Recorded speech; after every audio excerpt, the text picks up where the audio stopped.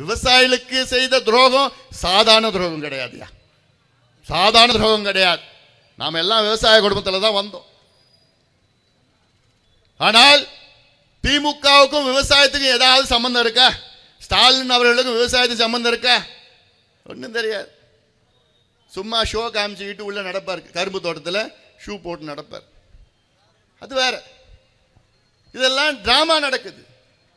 அதெல்லாம் நம்பாதீங்க, நம்பி ஏமாறாதீங்க.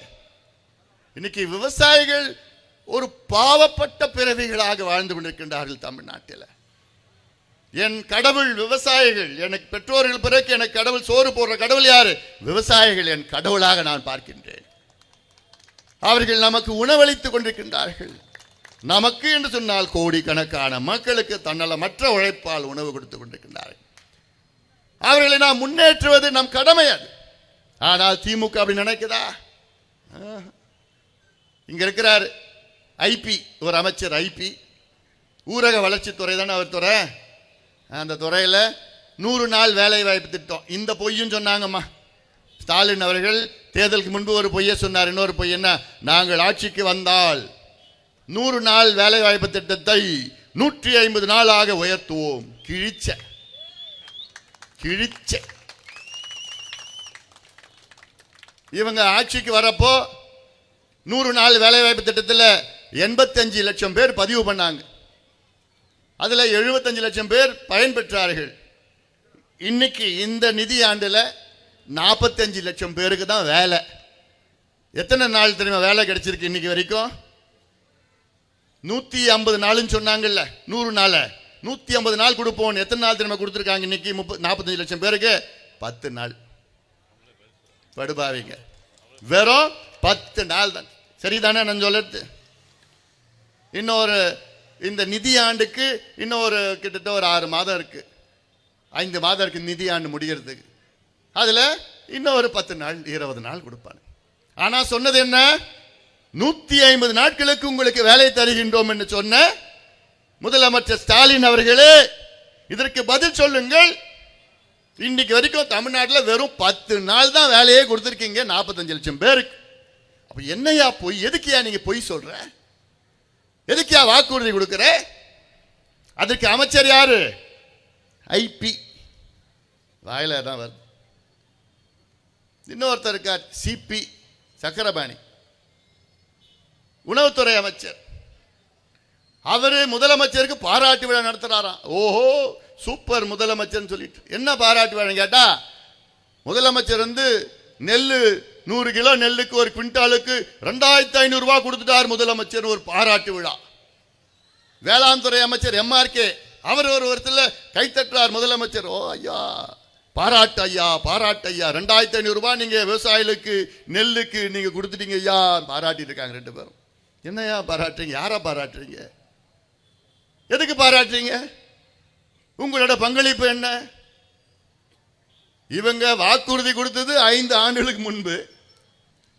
அன்னைக்கு கொடுத்தா பரவாயில்ல, இன்னைக்கு 2500 ரூபாய் கொடுக்குறீங்கன்னு சொல்றீங்க.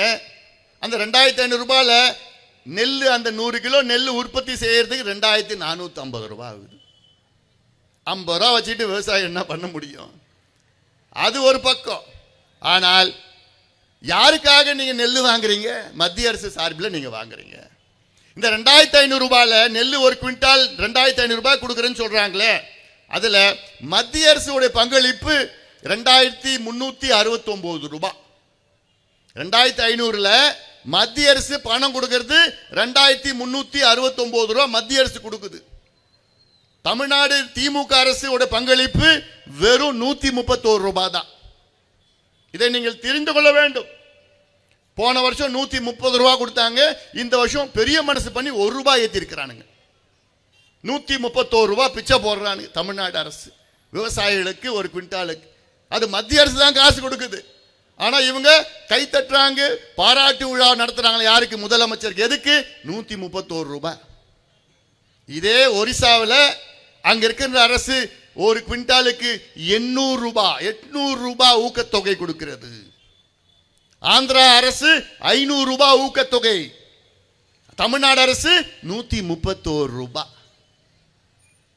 அதனால விவசாயிகள் நீங்க ஏமாறாதீர்கள்.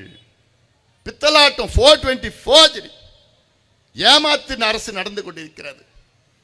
எந்த இவர்கள் விவசாயிகளுக்கு 56 வாக்குறுதிகள் கொடுத்தார்கள்.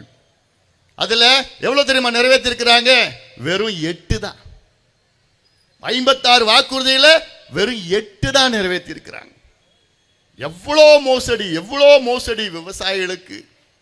தமிழ்நாட்டில் இவங்க ஆட்சிக்கு வந்து ஒரு நீர்ப்பாசன திட்டம் கூட நிறைவேற்றவில்லை. ஒரே ஒரு திட்டம், பணம் கூட ஒதுக்கல, பணம் கூட அறிவிக்கல, ஒண்ணுமே கிடையாது. எவ்வளோ திட்டங்கள் தமிழ்நாட்டில் நிலுவையில் இருக்கிறது. இதையா உங்ககிட்ட எதிர்பார்க்கிறோம், இதையா வேணும் எங்களுக்கு. நீ கொடுக்கிற 1000 ரூபாய் யாருக்கையா வேணும்? நீர் மேலாண்மையில நீ காசு போடு, பணத்தை போடு, நிதியை போடு. காவேரி குண்டார் திட்டம், திண்டுக்கல் மாவட்டத்தில் 58வது கால்வாய் திட்டம், 59வது கால்வாய் திட்டம். தாமிரபரணி, நம்பியாறு, கோழையாறு, எலுமிச்சாறு இணைப்பு திட்டம். அறிவிப்பு அறிவிப்பு அறிவிப்பு ஒண்ணும் கிடையாது.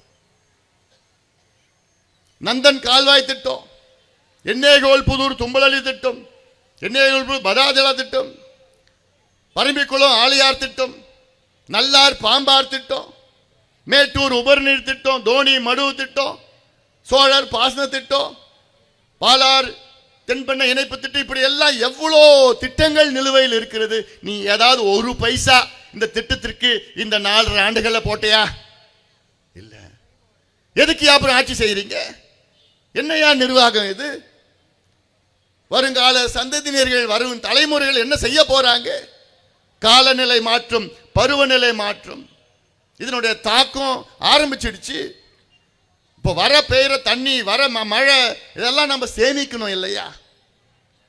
இதையா வேணும், இதையா முக்கியம். கர்நாடகாவில் போன வாரம் அவங்க அமைச்சரவையில் ஒரு அறிவிப்பு வந்தது. அங்க அப்பர் கிருஷ்ணா இரிகேஷன் ப்ராஜெக்ட், அப்பர் கிருஷ்ணா நீர்ப்பாசன திட்டத்திற்கு 70,000 கோடி ஒதுக்கீடு செஞ்சிருக்கிறாங்க கர்நாடகாவில். 70,000 கோடி ஒரு திட்டத்திற்கு. ஆனா இங்க 5 ஆண்டு காலம் ஒரு பைசா கூட ஒரு திட்டத்துக்கு இல்லை. அது கொள்ளடிக்கணும்னா ஒரு சைன் போட்டு கொள்ளடிச்சிருப்பாங்க. தூர் வாடுறோம், தூர் வாரணும்னா அது கணக்கு.